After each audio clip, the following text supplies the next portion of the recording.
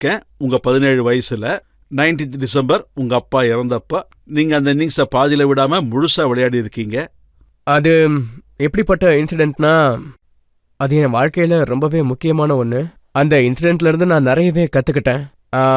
Probably அது என் வாழ்க்கையில் ரொம்பவே டஃப்பான ஒரு டைம். எனக்கு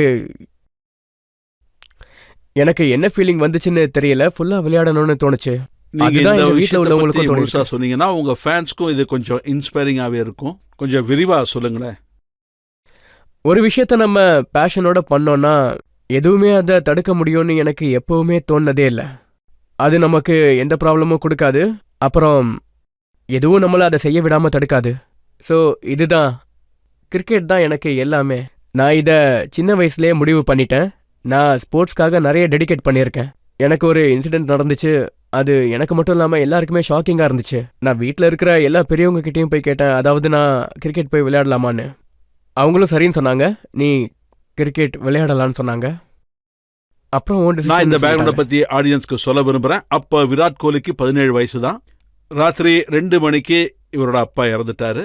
அவருக்கு அப்போ வயசு 54. அது ஒன்றும் பெரிய வயசு இல்லை. அப்போ இவர் டெல்லியில் ரஞ்சி ட்ராஃபி விளையாடிட்டு இருந்தார். இவர் 40 ரன்ஸ் எடுத்துட்டாரு. ஆனால் அப்பவும் நெக்ஸ்ட் டே அவர் அந்த இன்னிங்ஸை கண்டினியூ பண்ணினார். ஆமாம், நான் போனேன். தனியாகவே போனேன். வண்டியில் தனியாக தான் போனேன். அப்போது இஷாந்த் சர்மா எங்கள் டீமில் இருந்தார். நான் அப்போ அவரை வழியில் பிக் பண்ணிட்டு போவேன்.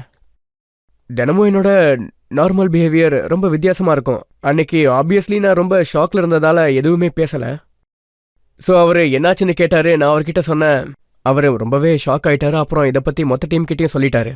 ஸோ அவங்க எல்லாரும் என்கிட்ட சொன்னாங்க, இது உன்னோட டெசிஷன் தான், நீ விளையாடணுன்னா விளையாடலாம், இல்லை நீ இப்போ வீட்டுக்கு போகணுன்னாலும் போகலான்னு சொல்லிட்டாங்க. அப்புறம் எனக்கு ஒன்று தோணுச்சு, நம்ம ஒரு மேட்ச் விளையாடுறோன்னா அதை கண்டிப்பாக கம்ப்ளீட் பண்ணிட்டு தான் போய் ஆகணும்னு.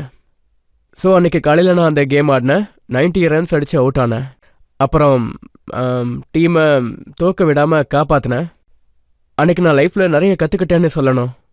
ஒருவேளை நம்ம எதுலையாவது டெடிக்கேட்டடாக இருந்தோன்னா அப்போது ஃபுல்லி டெடிக்கேட்டடாக இருக்கணும். எந்த விஷயமும் நம்மளை டிஸ்ட்ராக்ட் பண்ணிடக்கூடாது.